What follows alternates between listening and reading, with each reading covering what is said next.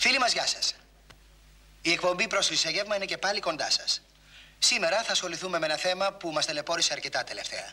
Την πυρηνική ενέργεια και τις επιπτώσεις της. Απόψε έχουμε κοντά μας τους εκπροσώπους των κομμάτων και θα ακούσουμε την άποψή τους. Μα δεν υπάρχει κανένας κίνδυνος. Πυρηνική ενέργεια είναι θείο δώρο. Όπως ασφαλώς όλοι ξέρουμε, υπάρχει καλή και κακή πυρηνική ενέργεια. Και τώρα που ακούσαμε τις απόψεις των κομμάτων, το μενού μας.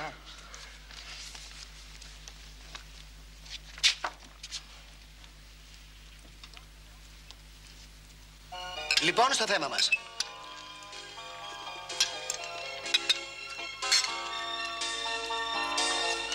Το αλάτι μου περνάτε. Σας ακούμε. Καταρχήν, θέλω να εκφράσω τα θερμά μου συγχαρητήρια στο σεφ. Καταπληκτικό φαΐ. Πράγματι.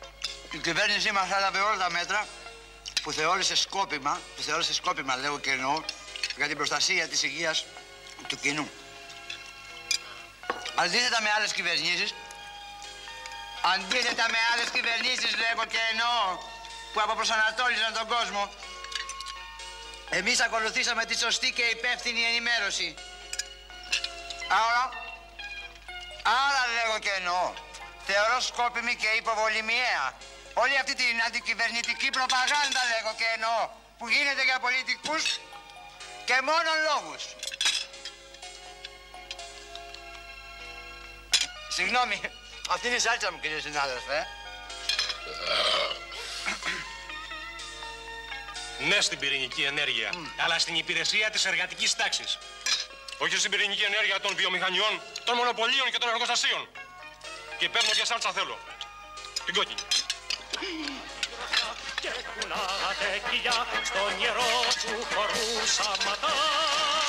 Με καρπά όλοι εμπρός για να φύγει ο εχθρός. Συμφέρει και δόξα ο Θεός. Και για να σας πείσουμε ότι δεν διατρέχετε κανένα κίνδυνο, έχουμε εδώ ένα μετρητή Geiger για να μετρήσουμε την τυχόν ραδιενέργεια που υπάρχει εδώ μέσα. Παρακαλώ πάρα πολύ το μετρητή. Σου βενισάρι τον παρατσιπλέν απ' έξω. Ζαρτανά το μαρτέλι περισσότερο. Τελείως. Μα δεν κασουκαπέ καθόλου. Ναι, μόλις ήρθε. Με τον Μπουγελάκη, για τα φρακάτι. Εντελώς. Ποιος ήρθε? Έξω πάνω το παρατσιπλέν ήταν. Ο μετρητής. Α, ο μετρητής.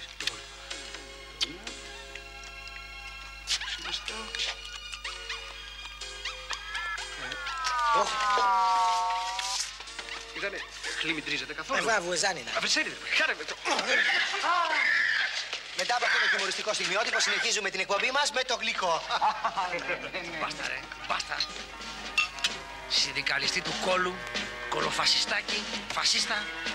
Φάτε ρε πούστη, φάτε ρε μαλάκα. Να ρε.